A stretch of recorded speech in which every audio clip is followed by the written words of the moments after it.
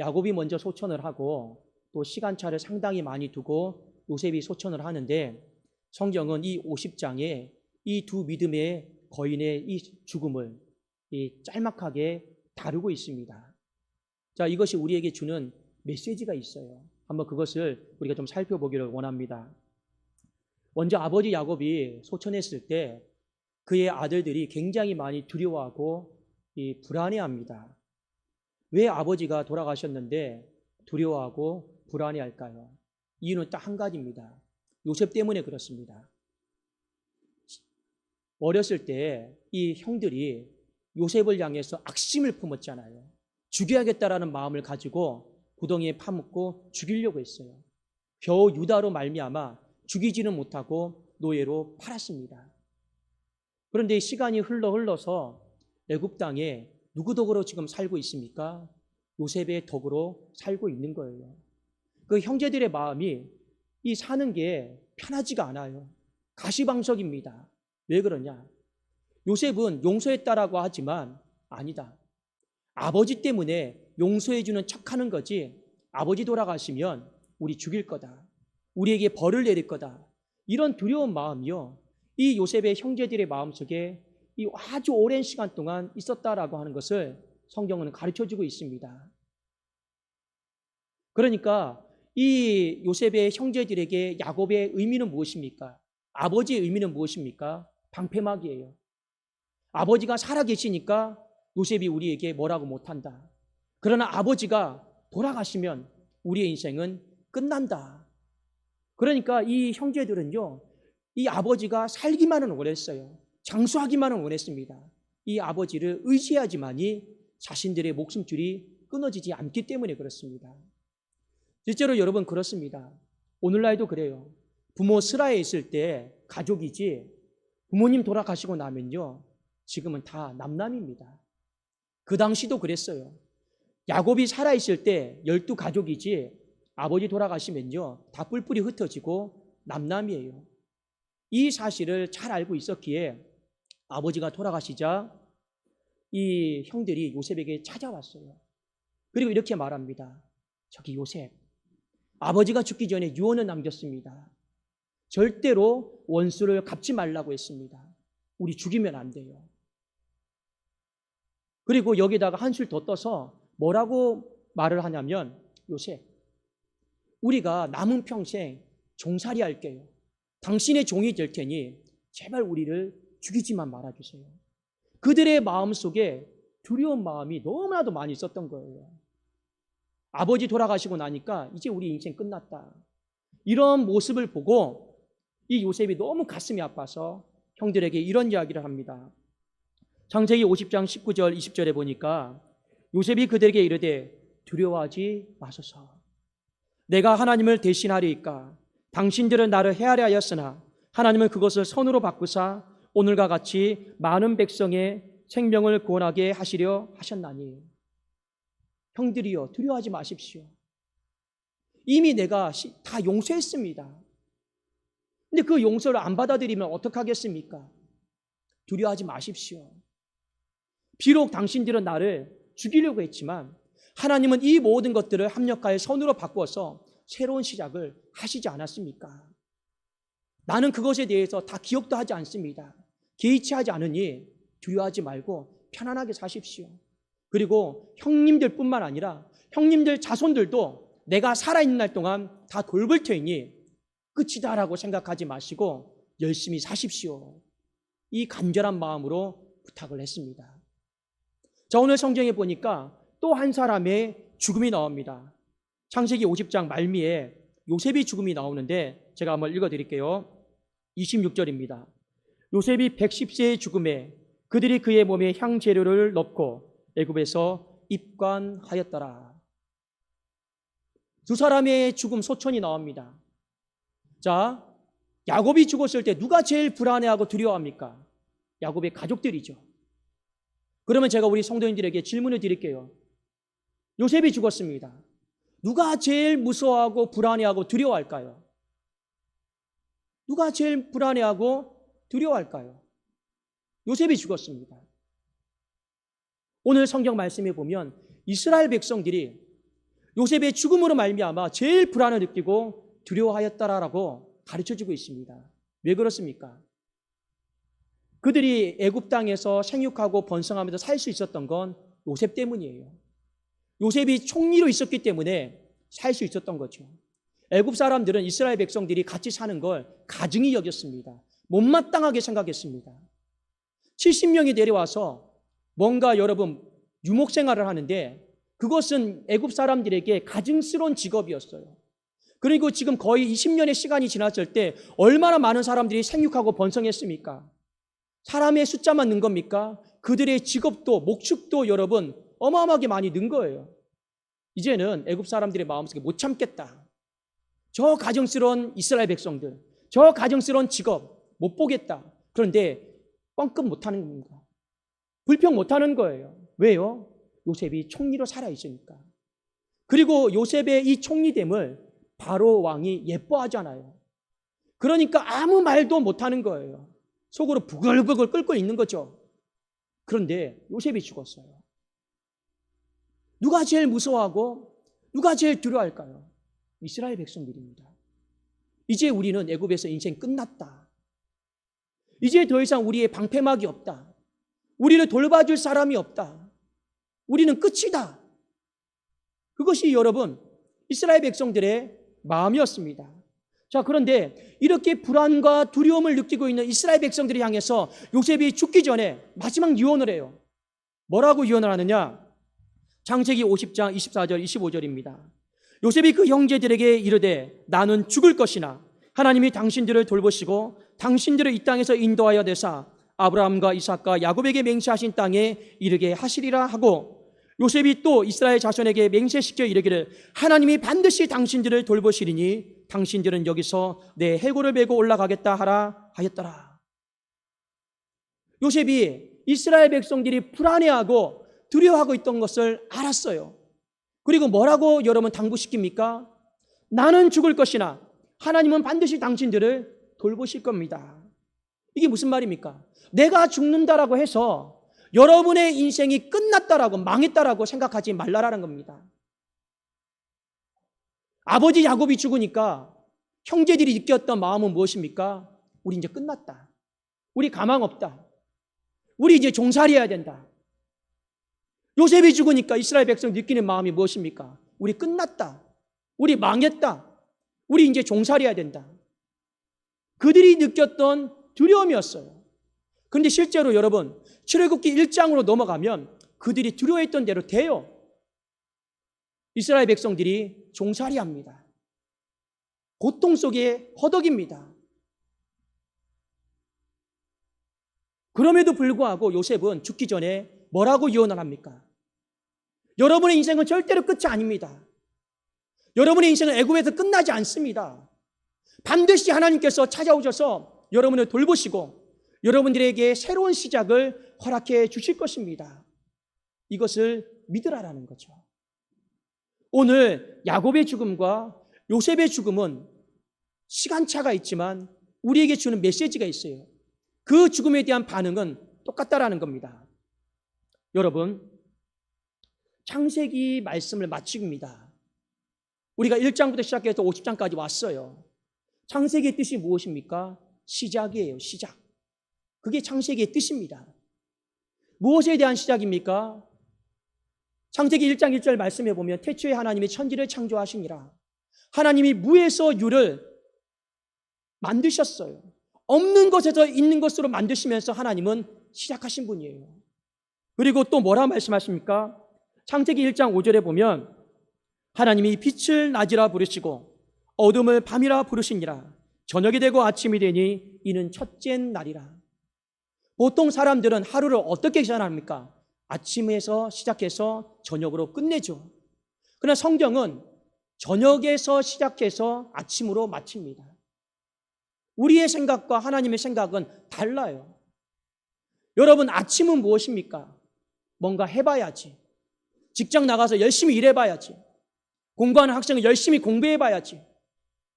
그게 우리에게 주는 아침의 의미 아닙니까? 성경은 우리에게 바로 그런 의미를 주고 있어요. 아침에 시작해서 우리의 인생이 끝나는 게 아니고 저녁에도 시작해서 우리의 인생이 아침으로 돌아간다.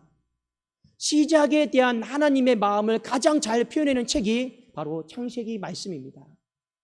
창세기 12장에 보면 유대 민족, 믿음의 조상들의 시작이 나와요. 이 어둠의 한복판, 죄악의 한복판에서 인생이 다 바벨탑 쌓다가 죽을 수 있지만 하나님이 아브라함을 불러내셔서 믿음의 시작을 이루시는 것, 그걸 보여주는 것이 바로 창세기 말씀 아니겠습니까? 이제 창세기가 끝났습니다. 끝일까요? 전혀 아닙니다. 창세기가 50장 말씀으로 끝나지만 그래도 하나님은 이 말씀을 통해서 무엇을 보여주십니까? 끝에서 시작하시는 하나님을 여전히 보여주고 있다는 것을 성경은 우리에게 가르쳐줘요. 야곱도 죽었습니다. 그러니까 끝났구나. 요셉도 죽었습니다. 그러니까 끝났구나. 그러나 하나님은 우리에게 뭐라고 말씀하십니까? 우리가 시작하는 끝, 우리가 생각하는 끝, 그게 끝이 아니고 하나님은 그 창세기의 은혜를 따라서 또 시작을 할 것이다 라고 하는 것을요, 우리에게 일깨워주고 있는 것이죠. 그러므로 여러분, 우리가 이 땅을 살아가면서 바라봐야 될 것이 있습니다. 누구를 바라봐야 됩니까? 하나님 아버지의 마음을 바라봐야 돼요. 특별히 창세기만큼 이 시작에 대한 하나님의 마음을 가장 잘 표현하는 책이 없습니다. 죽은 인생을 향해서도 너 또 시작할 수 있다. 없는 인생을 향해서도 너는 다시 시작할 수 있다. 그걸 지속적으로 반복적으로 보여주는 책이요, 바로 창세기 말씀입니다. 그런데 인생이 이 시작을 향해서 하나님과 코드를 맞춰서 같이 나가면 참 좋은데 인생은 참 끝을 향해서만 가려고 해요. 아침을 향해 가면 얼마나 좋겠습니까? 그런데 늘 생각이 부정적이에요. 어두워요. 밤이에요. 제가 지난주에 어떤 한 가정을 신방을 갔습니다. 이미 갔는데 그 어르신들이 이 코로나 때문에 사람들을 만나지 못하다 보니까 갖는 생각이 뭔지 아십니까? 죽을 날만 기다리고 있는 거예요. 그저 입술 가운데 그 두 부부가 대화하는 가운데 우리 죽어야지, 우리 죽어야지, 우리 죽어야지. 제가 그러시면 안 된다고 했습니다. 그래도 우리 살아야지 이러셔야죠. 왜 죽을 날만 기다리십니까? 왜 끝날만 기다리십니까? 그 하나님이 기뻐하시는 모습 아닙니다. 그런데 희한하게 우리는요, 아침에 대한 생각이 없어요. 우리는요, 끝에 대한 생각으로 가득 차 있습니다. 그 원인이 뭘까요? 믿음이 없어서 그런 거예요. 왜 믿음이 없는지 아십니까? 우리가 인생을 살아가면서 알게 모르게 의지하는 게 있어요. 특별히 눈에 보이는 것 중에, 눈에 보이는 대상 중에, 눈에 보이는 어떤 것 중에 의지하는 게 있어요. 그 의지함을 통해서 우리의 마음이 안도감을 느끼고 평안함을 느끼는 게 있습니다. 제가 청년들에게 물어봤어요. 너희들은 무엇을 의지하고 무엇을 가지고 있으면 마음이 안도감이 생기느냐, 마음이 평안하냐, 두 가지를 이야기하더라고요. 하나는 부모님. 그래도 부모님이 살아계시는 것이 내 삶의 안도감이래요. 그 다음에 또 하나, 무엇이 너의 마음속에 안도감과 평안함을 주느냐? 돈이래요. 그리고 어떤 청년 한 가지 더 이야기합니다. 나이가, 젊음이 내게 안도감을 주고 평안함을 줍니다. 서로가 다 눈에 보이게 의지하는 것이 다를 수는 있어요. 그런데 여러분, 그 눈에 보이는 거, 우리가 의지하는 것들 있죠? 다 사라집니다. 요셉이 고백했던 것처럼 나는 죽을 것이나 다 소멸해버리는 거예요. 문제는 뭐냐? 인생이 눈에 보이는 부모님, 눈에 보이는 물질, 눈에 보이는 젊음이다라고 하는 나이, 이거를 의지하면서 내가 일시적으로 안도감을 누리고 평안함을 누리려고 해요. 그런데요, 그것이 사라졌을 때 불안해하고 두려워하더라라는 겁니다. 여러분이 무엇을 의지하며 살아가는지는요, 무엇을 보면 알 수 있는지 아십니까? 어떤 것이 없어졌을 때 내가 불안을 느끼고 두려워하는 것이 있어요. 그것이 내가 알게 모르게 깊숙하게 의지하고 살아온 것입니다. 하나님 아닌 그런 것들을 의지하고 살아가잖아요. 그것이 소멸하는 순간 당장에 찾아오는 것이 불안이요 두려워하는 마음입니다. 그러면서 우리는 한결같이 이렇게 고백하죠. 우리의 인생 끝났다. 우리의 인생 가망 없다. 우리의 인생 소망 없다. 여러분 참 답답하지 않습니까? 불과 지난 시간에 창세기 49장 말씀을 통해서 후일에 있을 일에 대해서 축복해 줬어요. 정말 크게 잘못한 아들 빼놓고는 웬만한 아들들은요 다 축복해 줬습니다. 그러면 눈에 보이는 아버지가 사라졌어요. 눈에 보이는 요셉이 사라졌어요. 그건 중요하지 않죠. 뭐가 더 중요합니까? 하나님이 우리에게 말씀해 줬잖아요. 약속해 줬잖아요. 후일에 있을 일에 대해서 축복해 주셨잖아요. 그거 바라보고 그거 의지하면서 살아가야 되는데 인생은 그 축복받은 말씀 다 잊어버려요. 들었던 말씀 다 잊어버려요. 그러니까 하나님이요 답답한 거예요. 축복해 주면 뭐합니까? 그 축복을 붙잡고 살지 않아요. 말씀에 약속을 주면 뭐합니까? 말씀 다 까먹고 잊어버려요. 그리고 당장 내가 눈에 보이는 거, 내가 의지하는 거 없어지면 벌벌 떨면서 두려워하고 불안해하면서 내 인생 끝났습니다. 왕 같던 제사장으로 살아가기보다는 스스로 종이 되어서 망하는 인생으로 살아가겠다고 하는 것이 바로 인생들의 모습이었다라는 것입니다. 하나님 마음이 얼마나 아프겠습니까? 하나님이 오늘 이 믿음 없는 사람들을 향해서 하신 말씀이에요. 왜 자꾸 끝이라고 생각하느냐? 눈에 보이는 거, 눈에 의지했던 것이 사라지면 네 인생 끝나는 거냐? 아니다라는 거예요. 하나님은 어떤 분이십니까? 우리가 생각하는 그 끝, 창세기 50장은 끝이에요. 그럼에도 불구하고 하나님은 끝에서 시작하시는 하나님이시다. 그것이 바로 창세기의 은혜다라는 거예요. 여러분은 끝을 향해 살아가고 있습니까? 아니면 시작을 향해서 살아가고 있습니까? 오늘 이 말씀을 우리가 두 가지로 한번 적용해 봤으면 좋겠습니다. 하나는 교회를 향한 말씀이에요. 이 시대가 교회를 바라보는 눈이 어떤 풍조가 생기고 사상이 생겼습니다. 어떤 사상이 생겼느냐? 교회의 사명은 끝났다. 그래서 여러분 유튜브에 보잖아요. 유명하다라고 하는 목사님들이 이런 이야기를 합니다. 이제 교회 중심의 패러다임을 다 바꿔야 됩니다. 가정 중심의 패러다임으로 바꿔야 됩니다. 왜 그런 말씀들을 하실까요? 가슴 아프게 해요. 교회를 향한 사명이 끝났다라고 생각하기 때문에 그렇습니다. 그러나 그것이 과연 맞을까요? 절대 그렇지 않습니다. 성경의 가장 마지막 끝책이 무엇입니까? 요한계시록입니다. 요한계시록의 그 수신자들 대상이 누구입니까? 이 땅에 존재하는 소아시아에 있는 7교회들입니다. 교회는요, 주님 다시 오시는 마지막 그 순간까지 하나님의 시작이었습니다. 교회는 절대 끝이 아니었어요. 시대가 바뀌어도 여러분 주님이 언제 오실지 모르잖아요.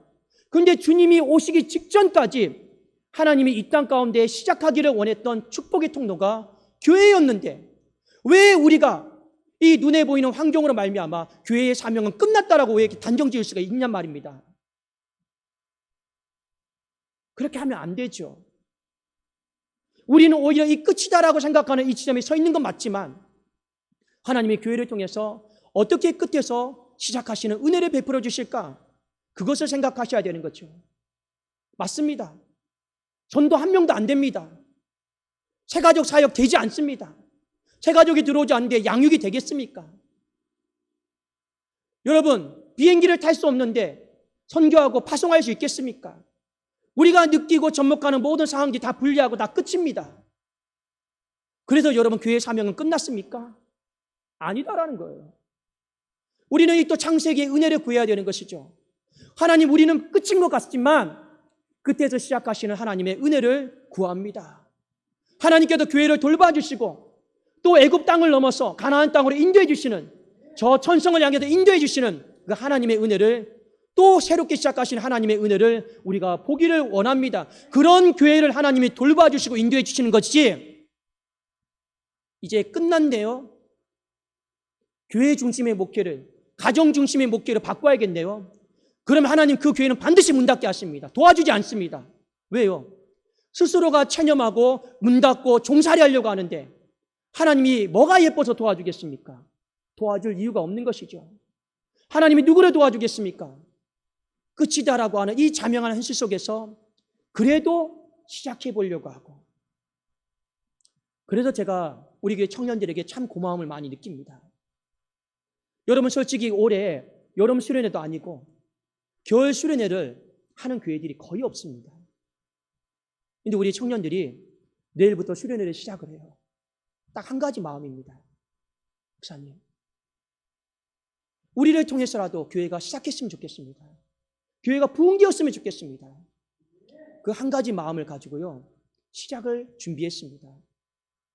준비하는데 현장 수련회를 준비하는 것보다 온라인 수련회를 준비하는 것이 몇 배나 더 어려워요. 안 해본 거니까요. 여러분, 흐지부지 준비했다가는요, 그냥 다 참석 안 합니다. 얼마나 철저하게 준비하고 기도하는지 몰라요. 고맙더라고요. 감사하더라고요. 끝이다라고 생각하고 굳이 해도 뭐가 되겠습니까? 이렇게 목사에게 이야기한들 제가 뭐라고 이야기하겠습니까? 끝이다라고 하는 이 상황 속에서 목사님, 우리 한번 시작해 볼게요. 교회를 한번 살려볼게요. 목사의 마음도 그렇게 기쁘고 감사한데 하나님 보실 때는요, 얼마나 여러분 존귀하고 예뻐 보이겠습니까? 우리가 이 시대에 가져야 될 마음이 바로 그런 마음 아닐까요? 이 시대는 자꾸만 우리를 끝으로 이끌고 있습니다. 그러나 여러분, 믿음이다라고 하는 건 무엇입니까? 하나님은 우리를 끝으로 이끄시는 분이 아니요, 시작으로 이끌어 가시는 분이심을 여러분 믿을 수 있기를 주님의 이름으로 축원합니다. 또 하나, 우리 개개인에게 주시는 메시지가 있습니다. 우리는 알게 모르게 의지하는 것들이 참 많아요. 우리가 생각외로 의지하는 것들이 많이 있습니다. 깊숙이 의지하는 것들이 많이 있어요. 돈을 의지하고, 젊음을 의지하고, 부모를 의지하고, 사람을 의지하는 것 많이 있습니다. 의지하지 않는다고요? 반드시 하나님께서는 때가 되면 여러분이 의지했던 것도 다 걷어가실 때가 있어요. 그것이 걷어졌을 때 내가 불안을 느끼고 두려움을 느낀다라면 여러분, 우리는 깨우쳐야 되는 거예요. 내가 알게 모르게 참 많이 의지했구나. 돈이 사라졌어요. 돈의 손실을 봤어요. 불안과 두려움이 느껴졌습니까? 돈을 깊게 의지하고 산 인생이에요. 부모님이 소천했어요. 물론 육적인 헤어짐은 아프죠. 근데 부모님의 안 계심이 내 인생을 아무것도 하지 못할 정도로 불안해하게 하고 두렵게 만듭니까? 그러면 알게 모르게 육신의 부모를 너무 의지하면서 살아온 거예요. 여러분, 나이가 들어가는 것이 불안하고 두려우십니까? 그러면 우리는 알게 모르게 그 육신의 숫자를요, 의지하고 살아왔던 거예요. 그러나 시간이 지나면 하나님 반드시 다 걷어가실 때가 있습니다. 그리고 우리는 불리한 환경 가운데 놓이게 될 때가 있습니다. 많은 사람들이 그 눈에 보이는 것들이 없어지고 불리한 환경에 직면하게 되면 너무나도 쉽게 내 인생은 끝났다라고 단념해버리는 사람들이 많이 있습니다. 우리 어르신들, 정년퇴직하면 우리의 인생이 끝나는 겁니까? 아니에요.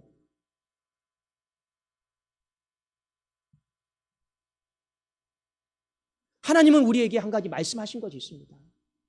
인생을 결정짓는 건 눈에 보이는 의지했던 것이 우리의 인생을 결정짓는 게 아니고, 인생을 결정짓는 건 끝에서 시작하시는, 항상 시작하시는 하나님이시다.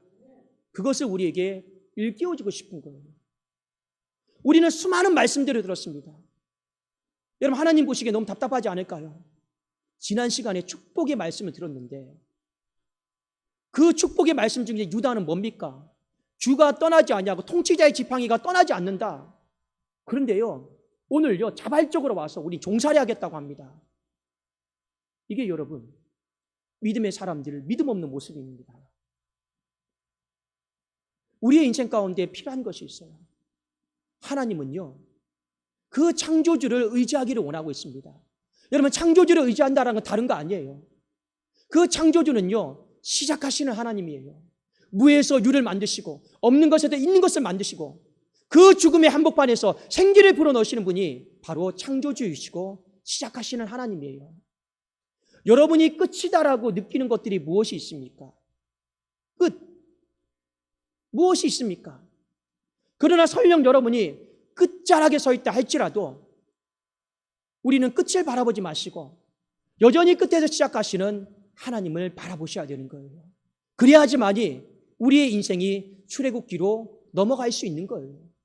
그렇지 않는 사람은 내 인생 창세기에서 끝나버리는 겁니다. 계절을 보십시오. 봄이 지나면 무엇이 옵니까? 여름이 오죠. 여름이 지나면 무엇이 옵니까? 가을이 오죠. 가을이 지나면 겨울이 옵니다. 그리고 이 다음 구절을 잘 기억하십시오. 겨울이 지나면 무엇이 옵니까? 봄이 와요. 봄이 지나서 겨울이 오는 게 아니고 우리는 알아요. 하나님이 직관력을 주셨습니다. 겨울이 지나면 봄이 온다. 그리고 우리는 봄을 맞을 준비를 합니다. 겨울에 입었던 옷들 다 빨아서 정리하고 집 청소도 하고. 왜 그렇게 합니까? 봄의 시작을 준비하는 거죠. 계절의 겨울의 의미는 무엇입니까? 겨울의 의미는 무엇일까요? 봄을 준비하기 위한 과정에 불과한 거예요.